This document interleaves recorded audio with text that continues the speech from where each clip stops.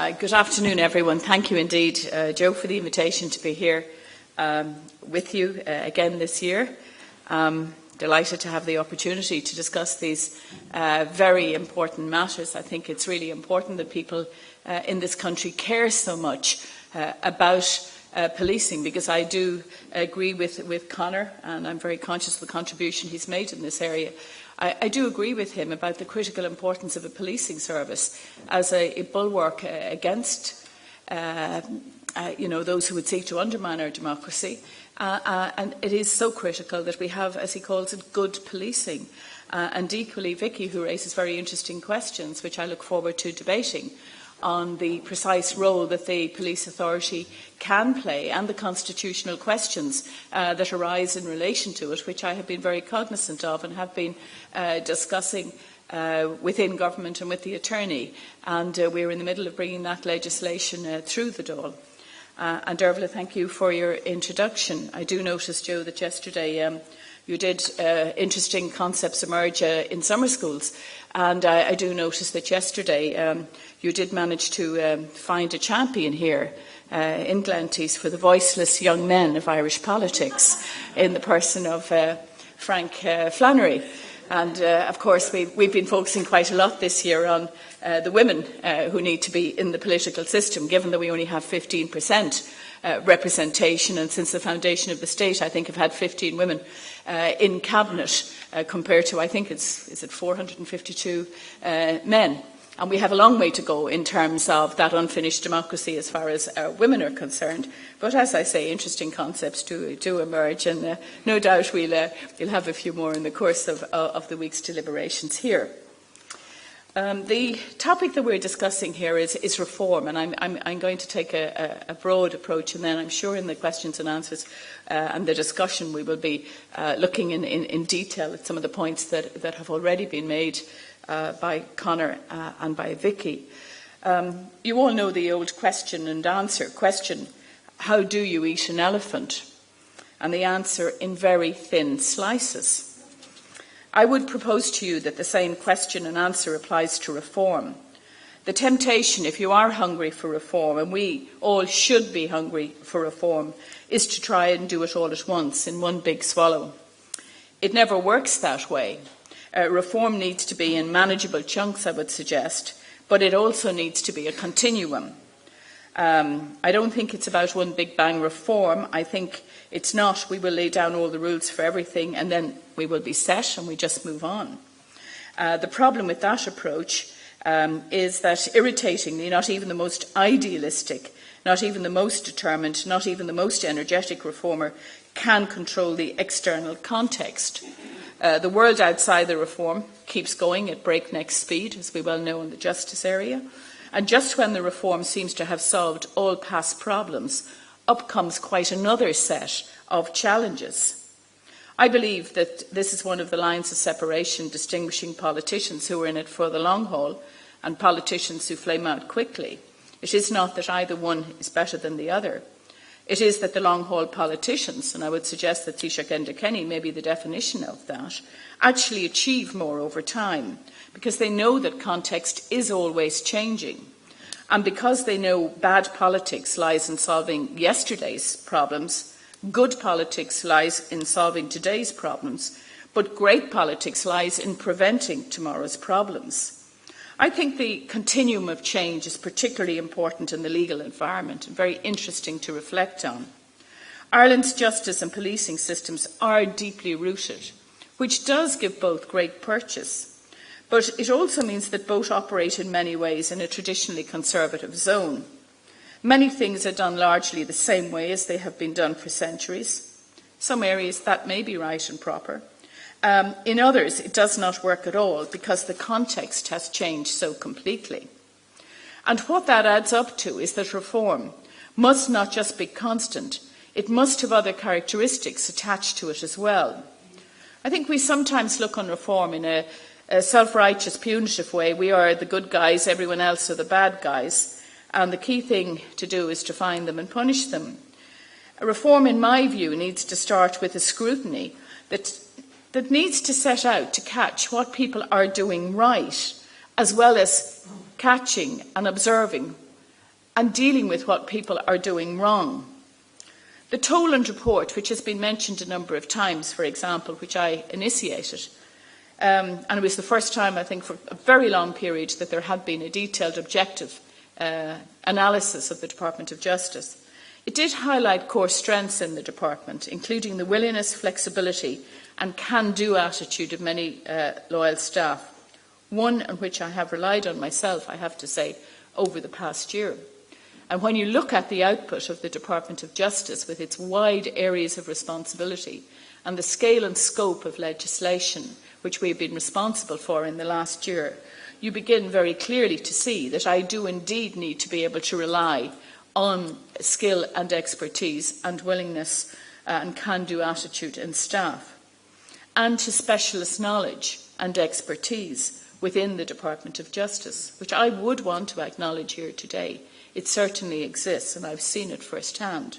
Of course, it also found weaknesses that required addressing, which we did.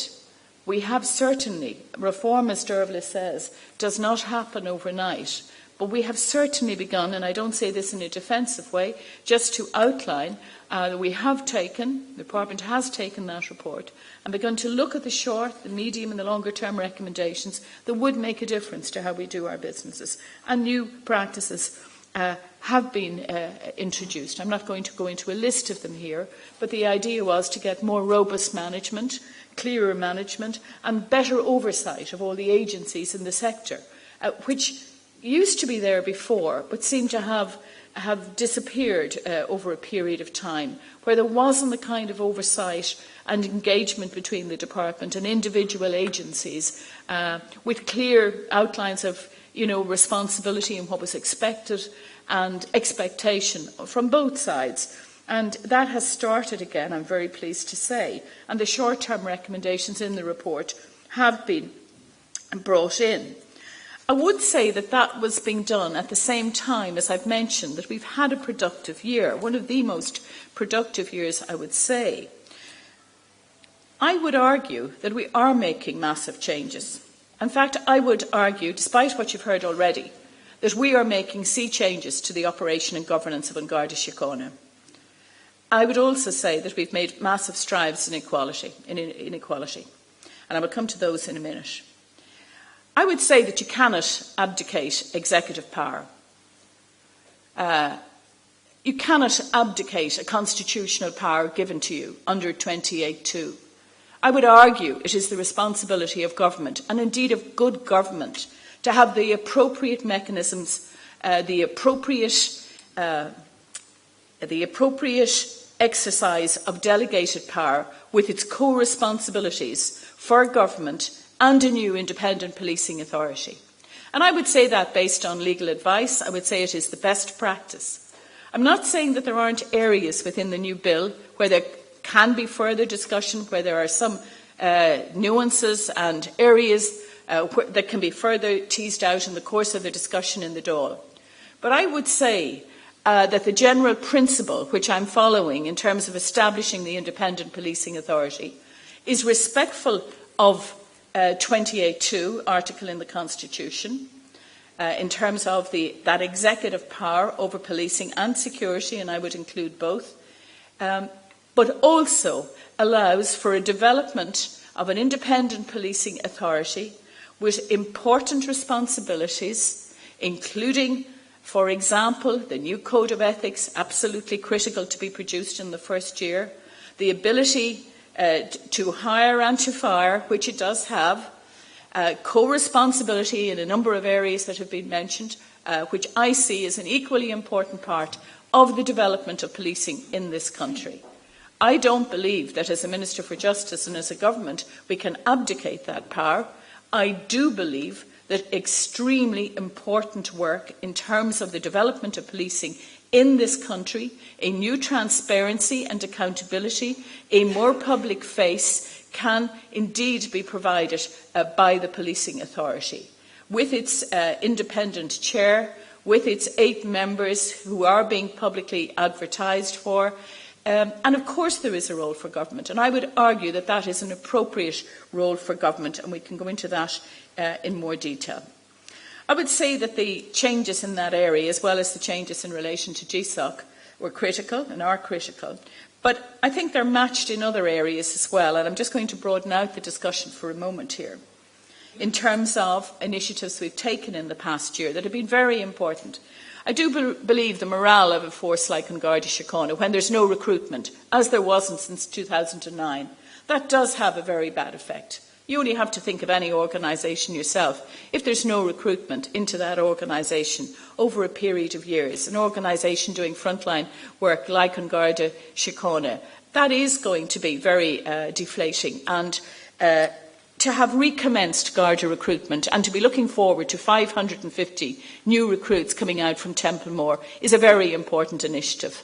To be driving new cars that are suitable to deal with the work, the mobile work, I would say, that An Garda Síochána have to do now. If you're dealing with mobile gangs who are involved in burglary around the country, you need proper vehicles, you need investment in those. We've invested 27 million in those. That's an important part of policing and important in terms of people doing their job properly. Let's look at another area. The Child and Family Relationship Bill, probably the most fundamental reform of family law since the foundation of the state. The Irish Human Rights and Equality Commission has been established, as has the Court of Appeal.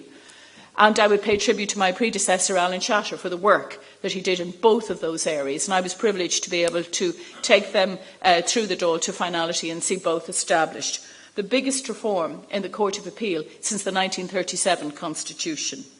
Reforming new legislation in a variety of areas, and I just mentioned them very briefly. Tougher sentencing for repeat burglars, because I consider burglary a most extreme crime of intrusion on the person and the home.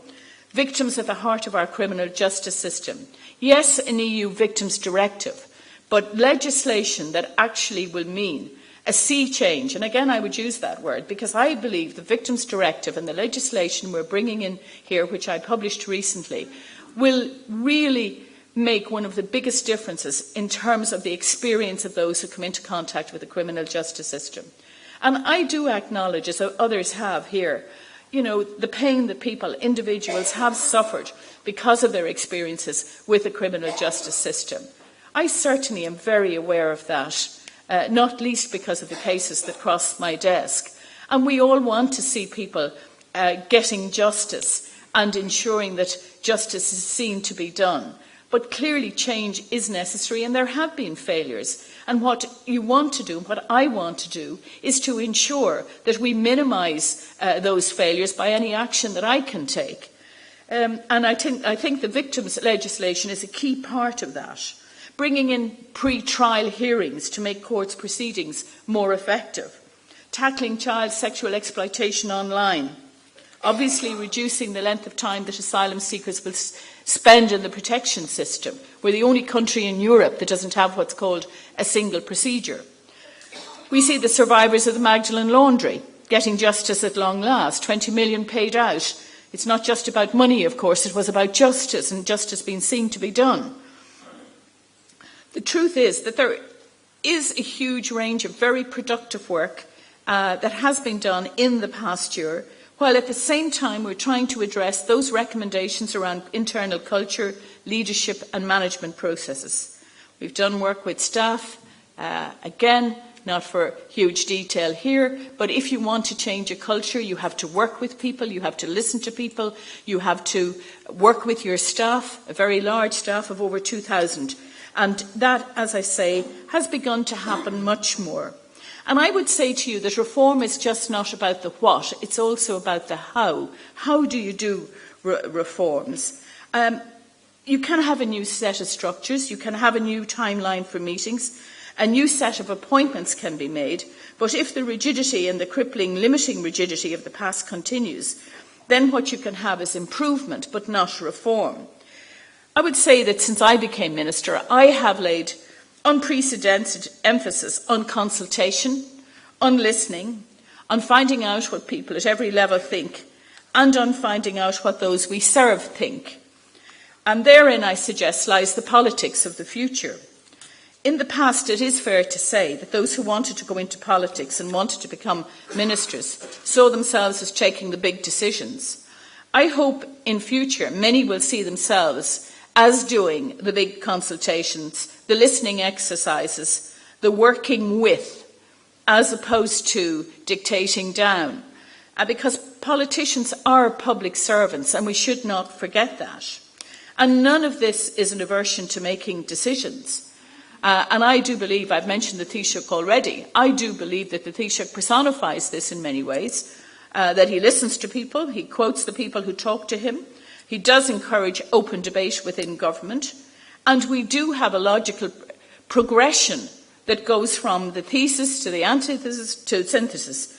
And I think, it is a minister's job to make decisions, and decisions have to be made, and they often will vex and dissatisfy a lot of people who make input to the consultation, but that does not invalidate the consultation, and that is the direction in which we should head on all issues, because you will get a better stream of reform if you work in that manner. I want to go back for a moment to the reforms relating to An Garda Síochána, where I believe, as I've said already, we are a quantum leap ahead of where we were last year. We opened up recruitment to international competition for the post of Garda Commissioner and Deputy Garda Commissioner. We expanded the powers and the remit of GSOC. We put new whistleblower protection into law. The new policing authority is on its way. The CEO position has been publicly advertised, with public ads for members of the authority following shortly afterwards. It is a new independent forum for the public oversight of policing services in Ireland. Senior Garda management will report to the authority on the performance of policing services. We have the first chairperson in Ms Josephine Feely, who's here today, who has given huge input and assistance already as we have developed our thinking on the legislation. The selection process is underway so that we can have a panel, an authority in place as the legislation comes through. And we have had a huge amount of consultation in relation to it informally with the Joint Committee on Justice, Defence and Equality and the Cabinet Committee as well. This week I will be in Templemore to oversee the new Gardaí and reserves who are being attested, and I would be saying to them as well that they need to inform the overall thinking of the service. Yes, every member, and I said this last year and was criticised for saying it not here but elsewhere, where I talked to new recruits and said it was important for them to give their opinions. Of course, they must take instruction, must act as part of a team, must undertake tasks without always knowing where that task fits in the totality of an operation. But that is not to say that they must be silent and subservient. They do have insight and energy and idealism, and An Garda Síochána should capture that, as indeed they should capture that from every member of the force. And we have moved, and let's face it, it's not just in this area we've moved. In An Garda Síochána, we have moved from a hierarchical society to a society that is more inclusive, more consultative, and where people are listened to more. If you look at the Garda reserves, we see a new Ireland. We see 62 of our reserves are from 25 different nationalities. And of course, that can inform the development of An Garda Síochána going forward. I've said before that this summer school provides a unique challenge to its speakers, a useful and welcome challenge. It forces us to take the time to look at the assumptions that run beneath public discourse, that run beneath our views on policing, as we're discussing here today. One of the assumptions in relation to An Garda Síochána is that the organisation has a deeply embedded, deeply flawed culture. And I have spoken myself about the need for cultural change, and I would repeat that here today. But I have to say that in many of my own dealings with An Garda Síochána, I have not found the service demonstrating an arrogant or a corner-cutting culture. Does that mean that I think arrogance and corner-cutting does not happen? Of course not, it doesn't. But I do want to say this, and it's a point I want to make in terms of the discussion here today, is that when we elevate bad behaviour, even several instances of bad behaviour, into an all-pervasive culture, it can, and I think it's worth thinking about this, it can be very disempowering for everyone. If a Garda, or more than one Garda, operates in a shoddy or sleazy way, the task is to nail that behaviour, to retrain the individual, take disciplinary action, and make it crystal clear that this will not be tolerated on any instance, and that it's not what we stand for. And here is what we stand for. This is the alternative we stand for. And addressing bad behaviour or inaction is the right and responsibility of any employer, and it is what I would expect and indeed demand from an Garda Síochána. But let us do that. Let us address specific behaviours, specific actions, not roll them up endlessly, and I use the word endlessly, into a big shapeless accusation of flawed culture.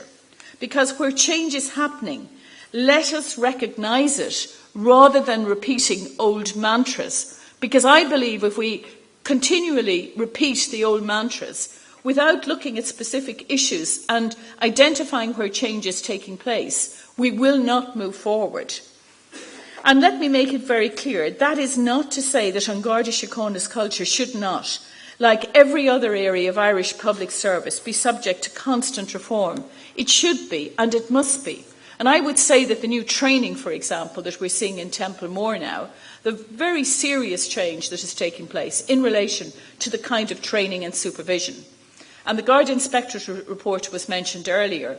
That did suggest very broad change that was needed, not least in ICT, where it is extraordinary to think that in all the years of the Celtic Tiger, An Garda Síochána did not get the ICT system that it needed, which has led to a huge range of problems. Quite extraordinary for me to examine that and bring together the first working group that has comprehensively examined this, and we will address it in the upcoming budget, because it's essential to effective policing to have effective ICT systems that can organise and direct where police, where An Garda Síochána are going to do their operational work, how their rosters are going to be managed, very basic, so on and so forth. I would say, though, that change to culture rarely happens by diktat. They often happen by example. And top management can exemplify change that adds up over time to a better culture. Yeats said that peace comes dropping slow. So does cultural change. We know it when we see it. And as far as An Garda Síochána is concerned, we will be watching out for it. And we all in this room, we all need to be alert for it and questioning when we don't see it. I spoke about equality earlier, and one of the great moments for me this year was standing on a platform in Dublin Castle after the marriage equality referendum came out. I'll tell you something, when you're my height, standing between Miriam O'Callaghan on the one side and Panty Bliss in 5-inch heels on the other is some challenge, not to mention Jerry Adams as well. But what a great day, and what a great result, and what heroic contributions from families and individuals. I think of Ursula Halligan, I think of Tom Kern, the General Secretary of Fine Gael. I think of the very emotional stories that they told about their families' lives. And I would pay tribute again to those who worked in the Office of the Attorney General in my own department, who worked day and night to develop both the successful referendum wording and the Child and Family Relationships Act which preceded it. I was speaking earlier about how reform is done, and not what reform is done. And I would say about that day and about that campaign that it was a great day because it was about more than the what. It was totally about the how that campaign was conducted as well. In advance of the referendum, you had to be struck by how many people expressed the hope that the debate, which was inevitably going to be conducted with passion, would also be conducted with courtesy and mutual respect. For the most part, that is exactly what happened. The debate established a new definition of diversity in Ireland, that fundamental disagreement on fundamental issues is possible without endangering either side. And we could learn from that, I believe. But to go back for a moment to those scenes in Dublin Castle, and all of those people from very young toddlers to pensioners, very relieved, good-humoured and well-behaved. The what of that win was very important. The how of the way it was celebrated, I would say, equally so.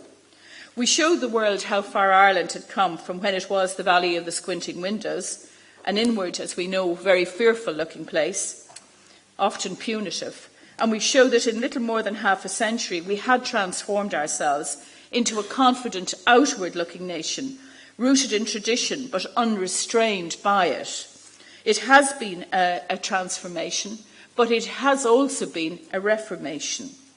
We are pretty good, I would say, in this country at re-examining what we receive by way of a legacy from previous generations, pretty good at identifying the real values embedded within various cultural themes, pretty good at saying we will stand for that value, but you know what? We no longer need that particular manifestation of it, which to me is a good definition of reform and one we can apply to the whole policing area. Continuity of values, but abandonment of outdated expressions of those values and elimination of practices that represent unexamined corruption of those values. I said at the beginning that, like eating an elephant, reform needs to be thinly sliced. I will conclude by stating the obvious. There is always another elephant. There is always new reforms to be made.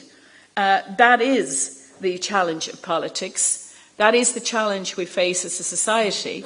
But in relation to politics, I would say that's why I am proud, despite the denigration one often gets of politics, to be part of a political system, of a government that is working to improve the situation, the very challenging situation which we faced as a government, and why I, as Minister for Justice, want to continue to work to deliver the reforms that really will make a difference to frontline policing in this country. Thank you very much indeed.